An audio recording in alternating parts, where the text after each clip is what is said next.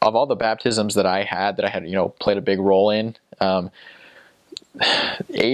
to 90% of those came from connections with members of some kind. We would do little games with members, like we would do, they don't invite us to dinner, they invite you to lunch, because lunch is the big meal in Argentina. So we would play little games, like, okay, so like, we'd speak to one of them, like a member of the family, and be like, how long have you lived here in Argentina? How long have you been in this neighborhood? Oh, well, I've been here for 21 years.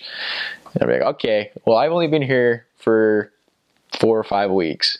So it would stand to reason that you know more people than me, right? You'd be like, oh, yeah, I would, yeah. Like, all right, so we're going to play a game. We each have a sheet of paper. I'm going to write down as many names of people that we know in this area, okay? All right. And then, whoever wins gets, a cupcake or whatever, something stupid like that. And then, they just start thinking of every single person they know and just writing down all their names. And really, I mean, as a missionary, we don't really care to win. Like, we're doing this so that they write all these names, and like, okay, so now, like, who are these people? Can we go visit them? And then, so that was a good way to get people to not, like, we're not looking just always for the perfect person, the one who approaches you and be like, hey, I want to become a Mormon now. Will you help me? Because nobody's going to do that. You just, like, just have the connection, the fact that they even know you is enough. Something that they can connect to. So we get all these names from these members and just be like, okay, so where do they live? What's their story? Do you know anything else about them that we can that would help us be able to teach them better? And that was kind of one of the little tricks that we used to get referrals from members.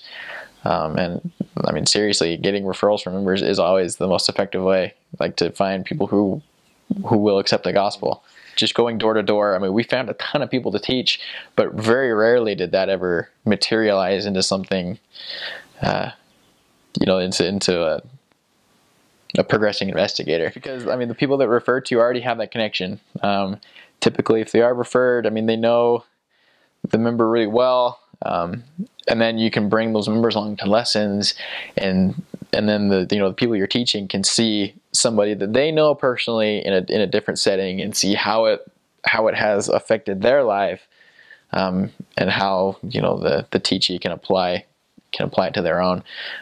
Because, I mean, it's hard. You have 2 missionaries just show up at the door, who you really don't have a whole lot in common with. Different culture, they come from a different country.